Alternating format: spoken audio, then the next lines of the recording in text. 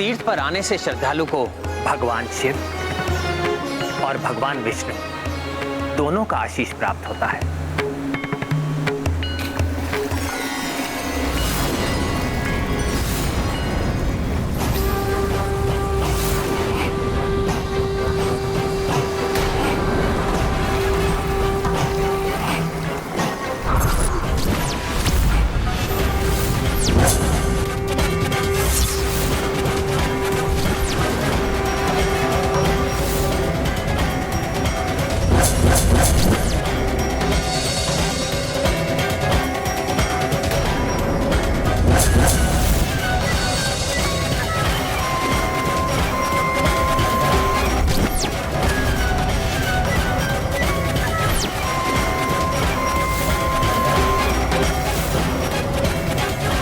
भगवान विष्णु और भगवान शिव की छवि वाले कौन हैं और ये मेरे समान क्यों दिखाई दे रहे हैं?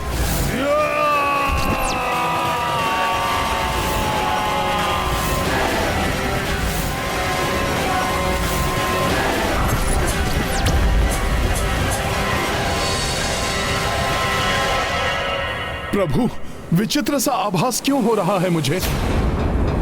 श्री हरि, भोले बाबा एवं मेरा स्वयं का मिला जुला रूप क्यों दिखाई दे रहा है मुझे?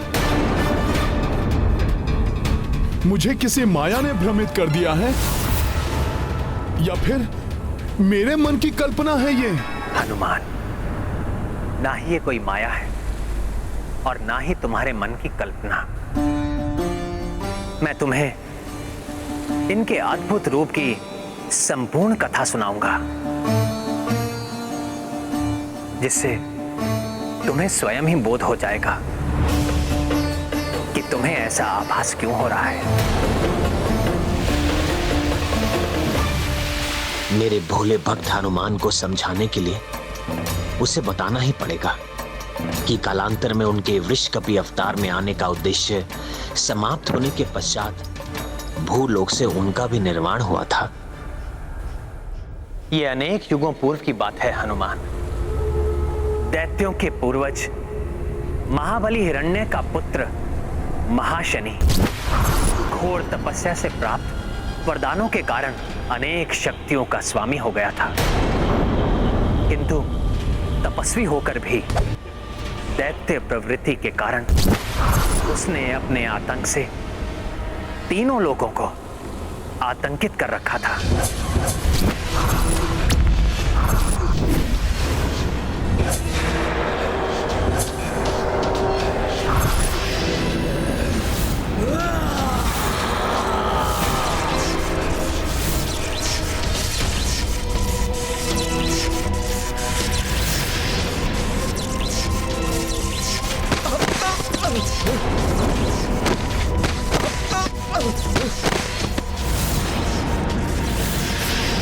मेरी सेना का अंत कर दिया दैत्यराज महाशनि।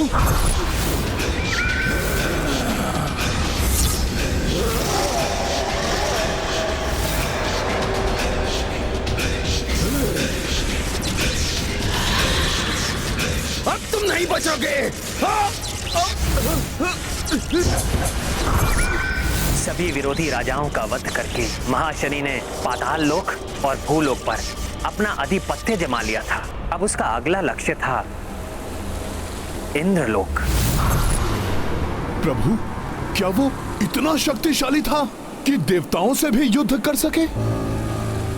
उसे विश्वास था कि उसकी शक्ति के समक्ष देवता नहीं टिक पाएंगे, इसलिए इंद्रलोक पर आक्रमण करने के लिए वो एकाकी ही जा पहुंचा। उसके एक भयानक गर्जन से देवताओं के हृदय भी कंपित हो उठे। देवराज इंद्र, यदि अपनी भलाई चाहते हो तो महाशनि को स्वर्गलोक सौंपकर चले जाओ, क्योंकि महाशनि से युद्ध करने का सामर्थ्य नहीं है तुम देवताओं में। मूर्ख महाशनि! पाताल और भूलोक पर विजय प्राप्त करके तुम स्वयं को महाबली समझने लगे, जो देवलोक को विजित करने का दुस्साहस कर बैठे। स्वर्ग नहीं, काल कोठरी मिलेगी तुम्हें, तुम्हारी इस उद्दंडता के लिए। काल कोठरी महाशनि को नहीं, तुम्हें मिलेगी इंद्र, वो भी स्वर्ग लोक की नहीं, पाताल लोक की।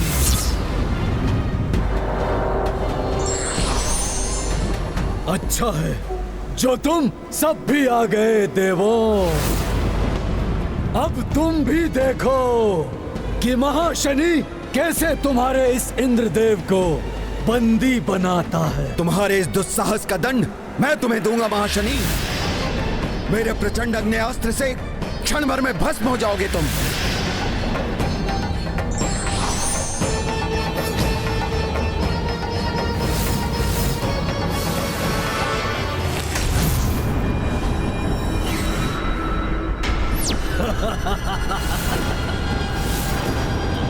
अग्निदेव, तुम्हारा अग्नेयास्त्र मेरा कोई अहित नहीं कर सकता।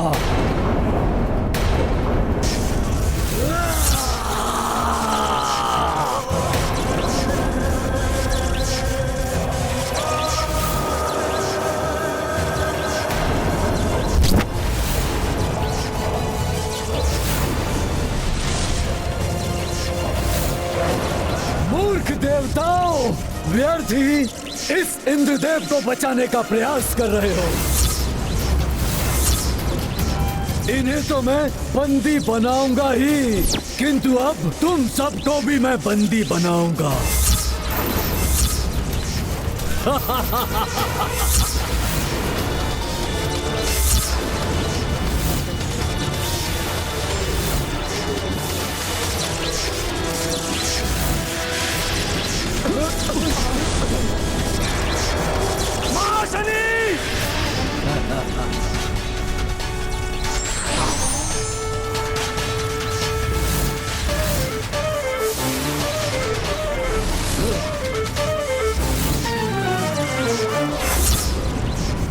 तुम्हारा वज्र भी विफल हो गया इंद्रदेव।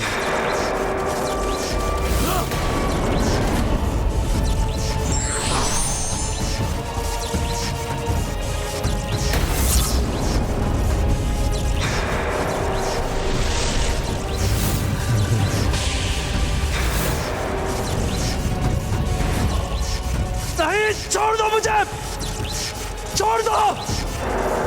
देवताओं के अस्त्रों को विफल करके महाशनि इंद्रदेव को बंदी बनाकर पाताल लोक ले गया और उन्हें काल कोठरी में ढकेल दिया। देखा इंद्रदेव, किसने किसे बंदी बनाया। महाशनि ने तुम्हें इस काल कोठरी में बंदी बना दिया है।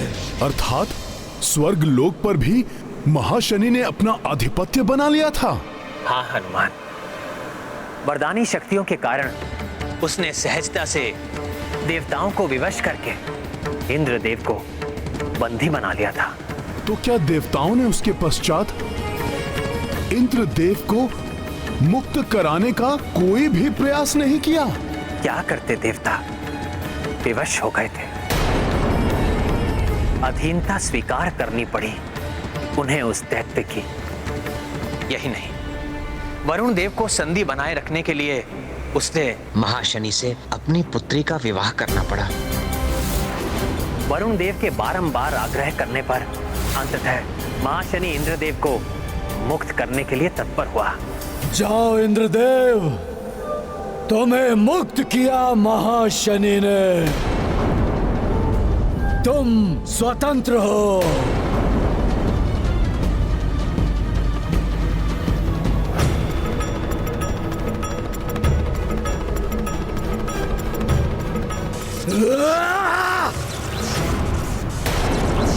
सुनो देवराज इंद्र, तुम्हें मुक्त किया है मैंने, स्वर्ग को नहीं। स्वर्ग, सारे देवता और तुम भी सब मेरे अधीन हैं। और हाँ, कोई भी छल या कपट करने से पूर्व स्मरण रखना कि ये मेरी प्रचंड जटाएं केवल केश नहीं है, ये यमपाश है जो तुम्हारी ग्रीवा के लिए मृत्यु फांस है। तो अन्य देवताओं के लिए तीक्ष्ण खड़ग।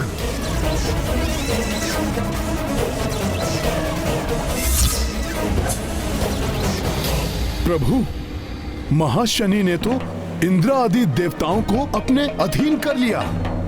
प्रभु, किंतु ये सब उस अद्भुत रूप से कैसे जुड़ा है